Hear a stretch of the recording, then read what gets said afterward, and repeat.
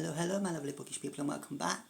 So a few days ago I went on a trip to York and I visited a few bookshops, and here's what I managed to find. So first of all, I went to the Bookshop. I think it's called the Little Apple Bookshop, and I managed to find Natalie Haynes' No Friend to This House, which is the indie edition. So it has these lovely sprayed edges, and it is also signed as well, which is really cool. And so this is Jason and his Argonauts set sail to find the Golden Fleece. The journey is filled with danger, and if Jason ever reaches the distant land he seeks, he faces almost certain death. Medea, priestess, witch, and daughter of the brutal king, who jealously guards the fleece, has the power to save Jason's life. Will she forsake her family and her home? Burning with desire for this stranger, as the gods intend, Medea chooses Jason over her kin, but their love is steeped in vengeance from the beginning, and no one, not even those closest to them, will be safe when Medea experiences her own terrible betrayal. So I'm really looking forward to reading that. Next, I went to Topping & Co., which has just opened in York. I got this lovely tote bag. As you know, I do love a tote bag.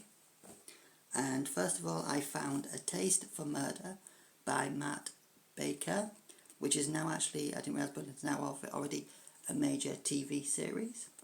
So this is the Italian island Capri, a slice of paradise and childhood home to widow DCI Joe Mottram's late wife. It's the perfect place to bring his teenage daughter, Angelica, where her grandparents run DeVale's beach restaurant. But when a British tourist body is found nearby, Joe is asked to liaise with the local detective, Lara Saraceno, which means saying arrivederci to his holiday, because this is no accident. Worse, Lara is stubbornly asking questions at DeVale's. Might the family restaurant be serving up more than delicious food? So very looking forward to this.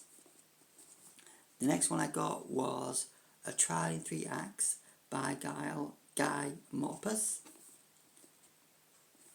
And this is 6 days a week, the smash hit play The Daughter of the Revolution is performed to a sold-out audience until one night the third act ends with not in applause but in death, when the leading lady is beheaded live on stage.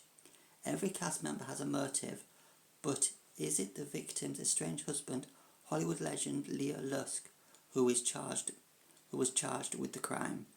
When defense barrister Charles Coyne is brought in last minute, he knows this ought to be the case of a lifetime, but Charles isn't interested in celebrities, especially ones mysteriously trying to derail their own defense. As he sifts through evidence, it becomes clear that many clues may lie in the play itself, and that Charles's only chance of victory is to identify the real murderer. So I'm looking forward to that one. And then I went into Waterstones, and I found A Morbid Passion by Robert Holtman, and this is a Selby Biggie mystery. This is the second in the series. Selby Biggie and his aristocratic sidekick Theodora Smythe are invited to dine with Dr. Hector Fortescue and his family. While the Victorians might have defined heterosexuality and homosexuality as perversions, the doctor believes the former can be redeemed and the latter cured. Later that evening, Theodora becomes Theo and attends the servants' ball with Selby, a fancy dress dance for servants which attracts queens of all classes. There they meet the members of the Fortescue household, including the doctor's handsome son, Lancelot. Before the night is out, Selby and Theo will have another murder to solve. Digging deeper, the duo discover the secrets behind both above and below stairs in the Kensington home of the Fortescue family, and the stakes get even higher when Selby encounters a policeman he's met before, ones who would love to arrest him for being queer. So looking forward to that.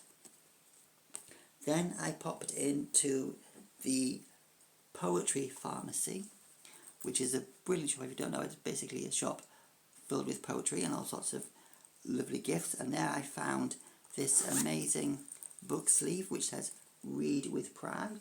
So it's got a little envelope here and the zip there, perfect for a book. And I also bought yet another tote bag which again says "Read with Pride." So again, another bag perfect for Pride Month. And then a few days ago I was passing by a charity shop and I found 2 books in there. So the first one is by Simon Brett, who you may know wrote the series After Henry, and this is the Feathering Mysteries, and this is The Stabbing in the Stables. Yeah. When holistic healer Jude pays a visit to Long Bamba Stables one evening to meet her new equine patient and his owner Sonia Dalrymple, she does not expect to stumble across a man lying in the darkness. Co-owner of the stables, Walter Fleet, has been viciously stabbed to death. Unable to resist the mystery, friends Jude and Carol begin to make discreet inquiries. It soon becomes clear that Long Bamba Stables is a hotbed of dangerous passions, murderous rivalries, and sinister secrets, and this equine community will do anything to conceal the truth about their deceptive lives. So very much looking forward to that as well. And then the last book I got was The Husband Swap, Saturday Night Dinner by J.S. Gray. And this is married couple James and Daniel are hosting Saturday night dinner for Billy and Aiken, about to complain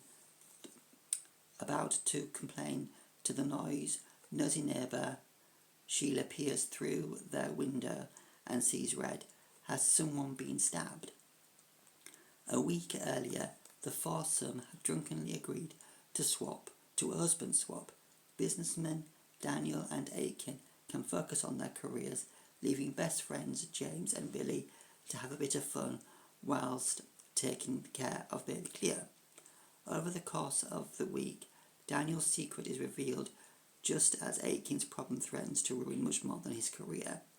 To make matters worse, James's ex-boyfriend comes back to stir up trouble, just as Billy dreams of having a surrogate baby hang by a thread. After 20 years of friendship, will the best friends, James and Billy, fall for one another, or will a heated argument between the two couples get in the way of true love forever? So that's that book. So that's everything I bought in the last few days.